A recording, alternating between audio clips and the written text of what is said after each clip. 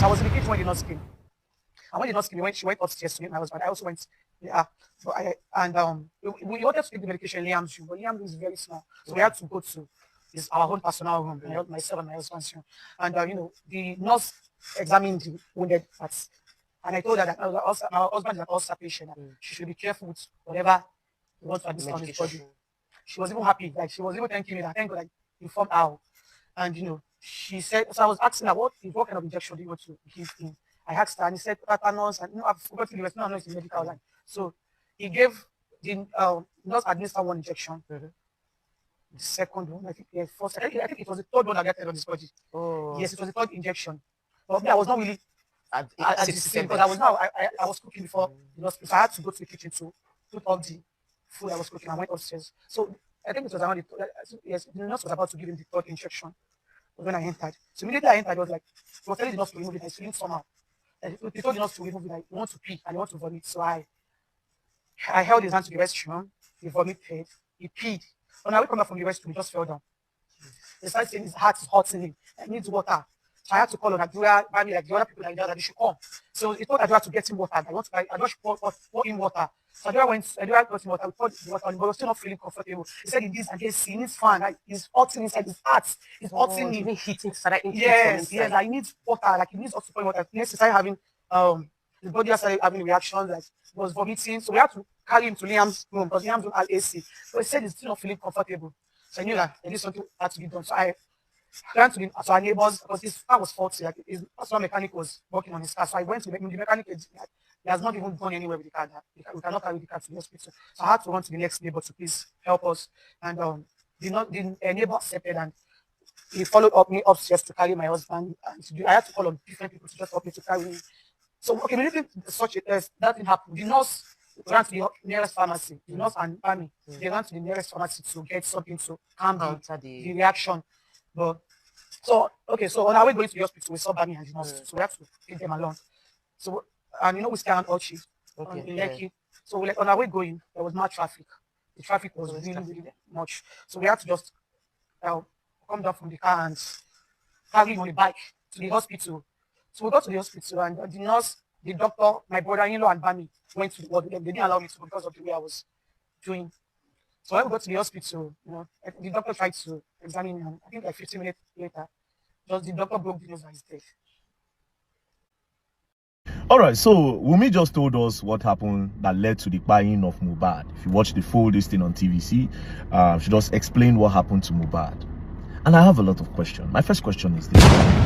Since you know what happened to him, why didn't you say this from the onset? I mean, the day he buy, why you no come talk, say, oh, this is what led to the buying of Mohbad? Why are you saying it now? Almost 2 years don't reach when the boy buy. You are saying it now. Why? Why did you have to hold on to this information for this long? And Nigerians, back, what happened to Mohbad? Everybody did it. Some people carry placards, some people go protest, everything. Why? Number two, all those celebrities, were they close to her?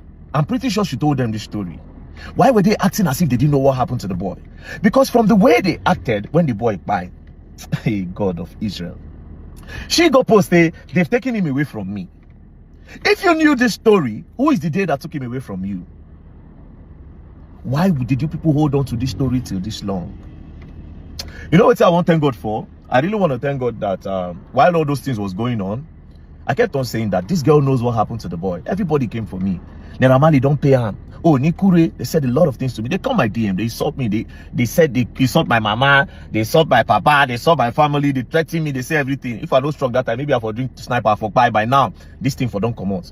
Ask yourself a question. Why was she holding on to this information for long? What was the gain? What was the plan behind? I mean, there was no need to carry placard. There was no need to protest justice for Mohbad. You people sounded as if some boys gather Mohbad. They carry plank, they hit her, or they carry something, they choke out, they give her poison, or they knock her chance. Why?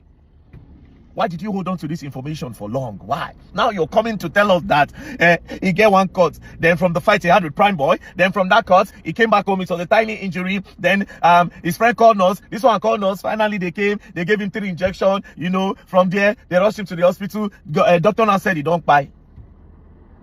So what happened that you didn't tell us this for long? Why didn't you tell us from the onset?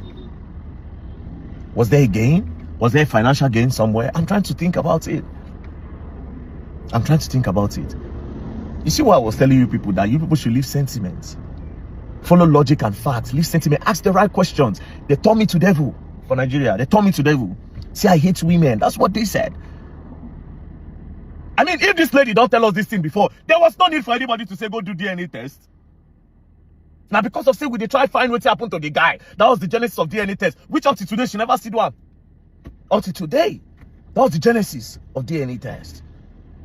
If she had came to tell us this story before, who won't talk DNA now? Why? The person they craze when she explains, see what leg. Okay, yeah, see what happened. Who won't even they investigate? Like I said, now I'm beginning to believe that somebody of power, somebody of interest that had a beef with the Malians actually approached.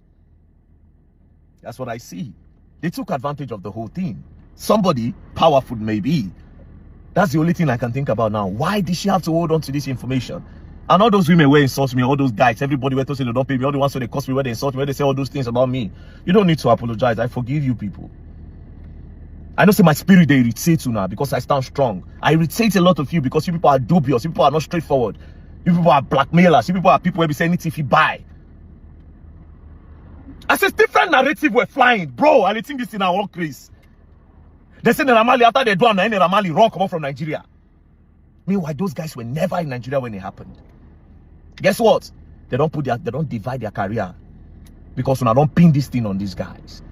Zinoliski, when I don't divide in career. Because when I pin this thing on these guys. These guys never did nothing.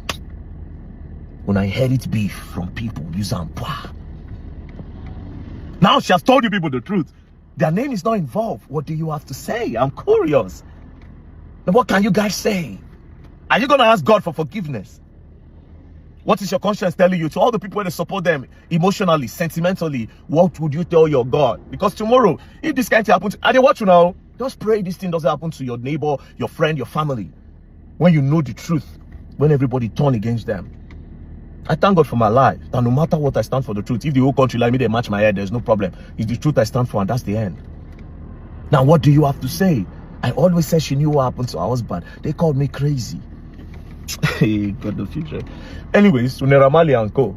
I really want to hear your part of the story. And now everything happened to you. Me, I don't give you my platform to talk.